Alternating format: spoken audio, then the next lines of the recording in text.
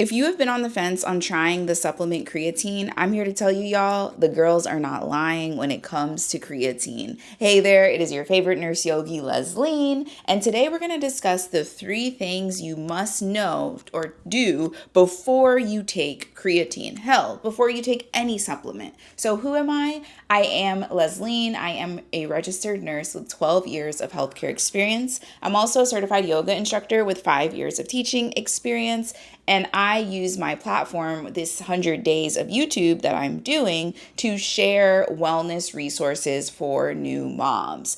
And yes, you heard me correctly, 100 days of YouTube. I have been recording a video, a 20 to 30 minute video every single day for 74 days straight. There was only one day where it was like a 3-minute video. Yeah. So today, though, we're going to share the 3 things you must do before you take creatine. Make sure you are subscribed. The first thing you must do is consult your doctor. So consult means go see your doctor. Make that appointment. Schedule that appointment. The reason I put that, and number one is number one for a reason, because before you put anything in your body, especially with how unregulated supplements and vitamins are. Like, you can get vitamins and supplements off of TikTok, and that's no shade.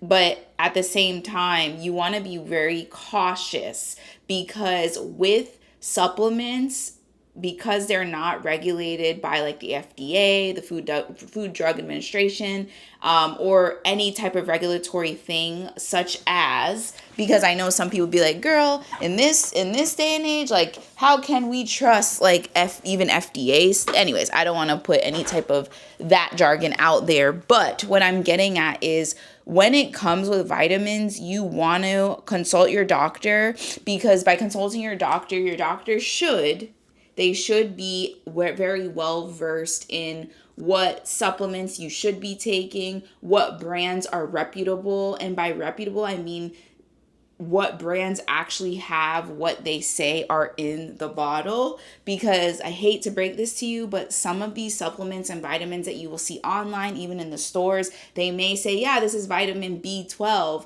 but it's mostly like just powder or dust, if you will. It's not the actual B12 that you need. Okay, so the one thing that you want to look for when I say reputable, like after you talk with your doctor, and ideally your doctor should, this is just like my opinion, but your doctor should be like, use this brand. And you could be like, well, yeah, because they're being paid by that brand. But if your doctor does have integrity, the brand that they are telling you to buy, they too take it. Okay. So there is something that, here we go. So you want to see, when it comes to your vitamins and supplements, that not only, so vitamins and supplements are not regulated by the FDA. Let me make that clear. But the good ones have the following certification: NSF certified. So when a vitamin is NSF certified, this means that it is certified for sport recognition, which is trusted by athletes, coaches, and sports organizations as a guarantee for safe, clean sports supplements. Because think about it. Athletes, they have to make sure they're not taking any kind of drugs. And you've heard the stories on the news all the time where it's like this person is about to do the Olympics or some really big sport thing. I'm not sports, guys, so bear with me. And then they have to piss in the cup, and the piss comes back positive for some kind of drug. And they were like, but I was taking such and such vitamin. I wasn't taking a drug. And it turns out like that vitamin had something, it was laced with something, right? So you just have to be really cautious. And this also, why I say we're still in tip 1, the 3 things you must do before you take creatine. I was watching The Pit, which is this show on HBO Max, and it's a really, really good show. It gives a very accurate lens of what it is to work in the United States healthcare system, especially in the hospital. And then it also gives the lens to the patient as well. So if you're wondering like, oh my gosh, like, is it just me when I go to this emergency room that it takes 6 hours to be seen, blase, blase, blase? it shows that like really well. Everything, I highly recommend anybody to watch The Pit. You do not have to be medical to watch it. It is a lot of medical jargon, but they do a good job to, like, you might not understand like all the things they're saying when it comes to the medical stuff, but the patients and how they talk with the patients, it's very well done, because it just shows you too the whole show. There's a scene, I'm getting to like what this has to do with vitamins. The whole season, it's 15 episodes, is a 12-hour shift. So what does that mean? So typically, like as a nurse, a doctor, we work 12-hour shifts, right? Nurses specifically, because doctors, they work like even longer, crazier hours. But as a nurse, I work 3/12s when I used to work in the hospital, 7 to 7. So if that's 7 a.m. to 7 p.m., right? So, or 7 p.m. to 7 a.m., night shift, day shift. So in The Pit, they're doing the day shift, 7 a.m. to 7 p.m. And each episode, so episode 1 is 7 a.m., episode 2, 8 a.m., episode 3, 9 a.m. Okay, so you see where I'm going? So it's like that whole hour of the show is actually 1 full hour of the staff's shift.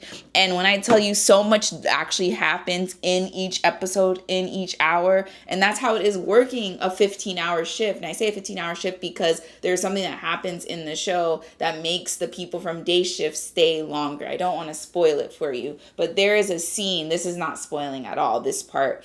There is a scene where there's an influencer that comes in, and she's like, you think she has something mental health, like she's psychotic. She's actually like having a psychotic break, and she's like running in the middle of ongoing traffic, and her roommate brings her in, and she's just like, she just doesn't look like herself, right? And she's just really paranoid, having paranoid thoughts, thinking people are going to come and get her. And her roommate's like, I don't know, like over the past few days she just hasn't been herself.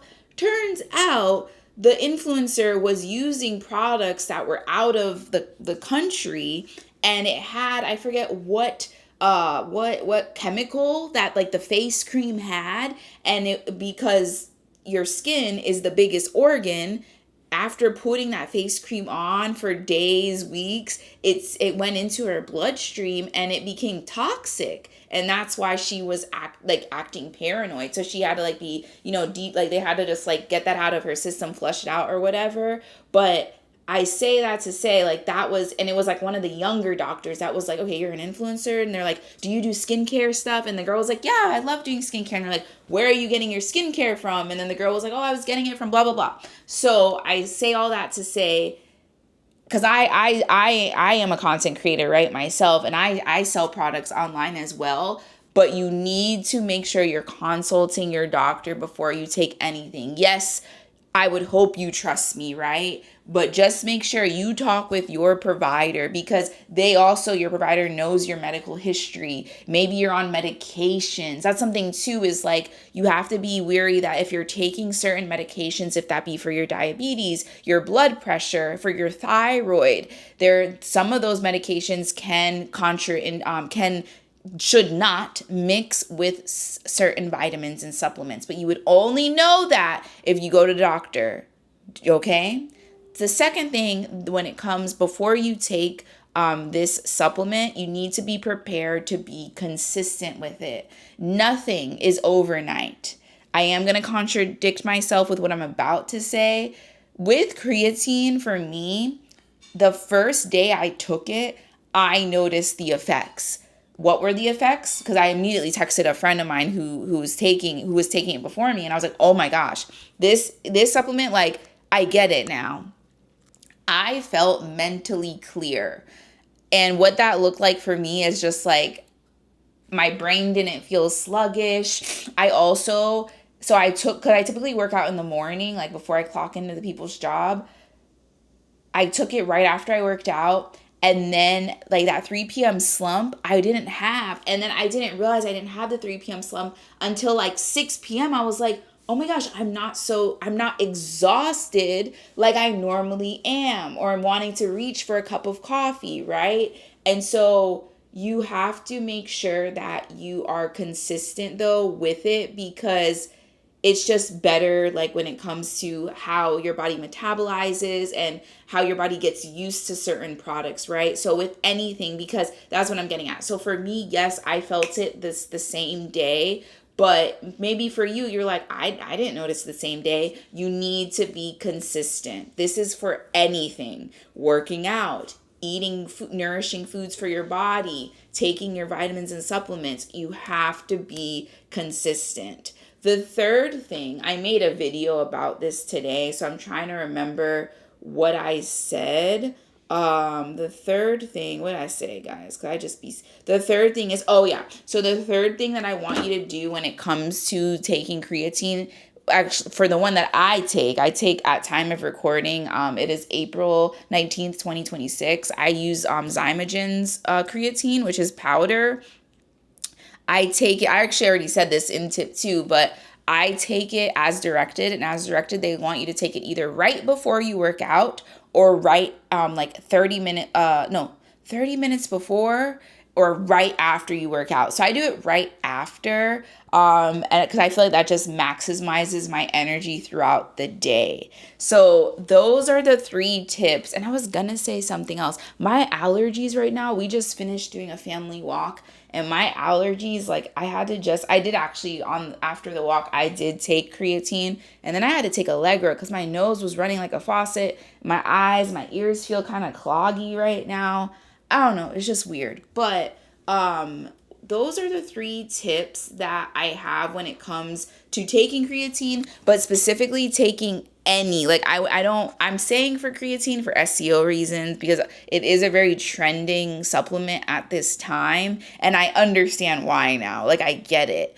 Also with creatine, it has been they're finally realizing that it's helping women like menopausal, premenopausal women that have brain fog. It's helping with that. And you know that, well, I already said to you guys, I felt mentally clearer, and I don't say that I have brain fog, and I'm technically not perimenopause yet, but when I took it, I was like, oh, like I can see clear. Like, that's how I felt, right? So this is also good for like women that are menopausal, premenopausal. But again, don't just be taking this because you're like, yeah, that person online, or even if a doctor online is like, yeah, you're premenopausal at this age, take this supplement.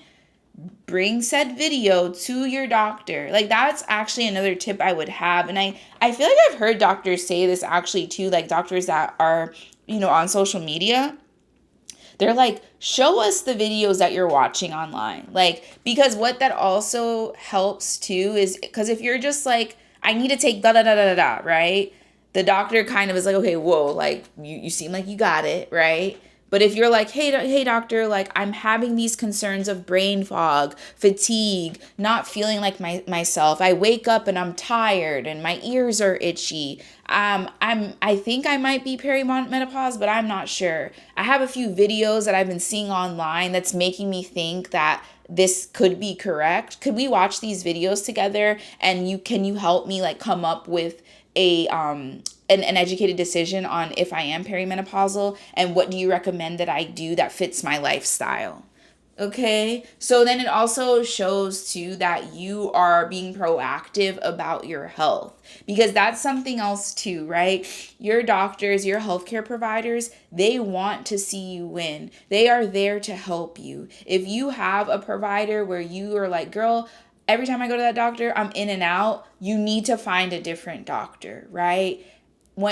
Yes, there's I can go on to that whole rant about how the healthcare system is, and it's like they get paid by patients, so they're yes, there are doctors that do that, but I want to also tell you there are doctors out there that will sit with you for more than 10 to 15 minutes and have a conversation. What is a conversation?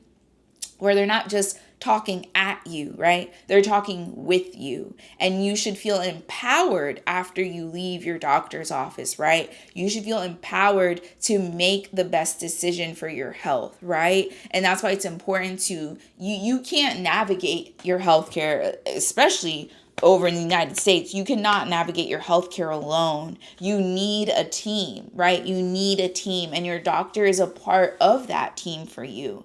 So if you don't feel comfortable asking your doctor these questions, I really want you to consider finding another doctor, right? Finding a second or third, but we don't stop there, because sometimes that's something too. If how do I say this without like, if, because sometimes it might be like, so we have insurance, right? If you are lucky enough or privileged to have insurance, the providers that may be within your insurance, they're probably not, might not be the best, because you're like, girl, I've been trying with all these doctors. So my question is, are you trying with the doctors within your insurance? And if that is, that makes sense, right? You might want to look outside of your insurance. What does that look like? Because the doctor that I'm talking about, where we sat and we talked, like, it was an hour appointment. And now this doctor, she moved to Texas, but I would pay out of pocket, like with my HSA, to see her. And it was a direct primary care model. And what that looks like is you pay, it's a monthly membership. So you pay a monthly membership. And I know it's like, oh my gosh, everything's a subscription. But this is the one subscription where I was like, I will cancel Netflix and other things. But when it comes to my health, I will subscribe me, please. And so with that, I liked it for at first, if I'm going to be honest with you. Let me explain. So with direct primary care, I think it's very beneficial. And again, it was out of pocket. But if you have your health savings account, and this is just a caveat, if you have to pick, like you're like, my job is telling me HSA or FSA, which one should I pick? That's going to be a separate video, but we're going to talk about it in this. Pick HSA, health spending account. The reason I say pick health spending account over the flexible spending account is because the flexible spending account does not roll over into the next calendar year. And what that looks like for people is, and I don't want to be like quoted on this, but I'm pretty sure like a lot more jobs, they'll pick the FSA option because it's cheaper, because they know people ain't going to use up the money and then you lose it, right? Whereas the HSA, it's your money. So I recently left one corporate job to go to the next corporate job, and I had over like $4,000 in that HSA. That is my money. That is not the people's jobs money, right? And gonna give you a little finance like blurb, but now that it's over 1,500, that's in that account, I can invest at least 1,500 of that into an investment account. So like, that's just a side note of something that I am going to be doing, right? So this is how you work within the system, right? So with the HSA, I was using that HSA to pay the subscription. It was great at first because I had some health concerns. I was taking this medication to clear my acne, and I ended up having this really bad allergic reaction, and I wasn't sure if it was the medication or if it was something else, and it was the medication. And sitting with that doctor for over an hour helped me figure that out. But after I figured that out, I'm regularly a very healthy person. I did not need to be on like a monthly plan with her. But if you're somebody that is like, you have a lot of like health things, sorry guys, I'm like adjusting on camera. If you have a lot of health concerns, I think and you have to like do blood work regularly, and like there's other tests and things that you have to do, and you have to be seen very regularly, and you're like, oh my gosh, I'm paying like a lot out of pocket. I would recommend the direct primary care model for you, because you would, do not quote me, but you might save money that route. So yes, you might be paying like $97 a month or whatever it is, but you can see that doctor as much as you want. That's something else too. So there's not co-pays. So you know how with regular doctor, you have co-pays. Every time you see a doctor, you're co-paying. With this, you can see that doctor as many times as you want. You can text them whenever you want. Like it's really, really a nice model if you're somebody that has a lot of healthcare needs, right? So that's just a snippet, and I actually now have other video ideas that I can share with you all. We'll go more into detail in another video about the difference between an HSA versus FSA and which one should suit your lifestyle. We will go more into the direct primary care model. I feel like I know, because I'm in the healthcare field, I'm like, I know people that actually run this model as doctors and nurse practitioners, and they're doing really well, and their patients, most importantly, are doing really well. So I'm going to talk more about that. because it's just a nice model, because when you are seeing, as you are watching this video about supplement safety and these new supplements, and I was hesitant, y'all, when it came to creatine. I was very hesitant about it. And I was like, you know what? I had somebody in my community ask, and I was like, let me take this and see what happens.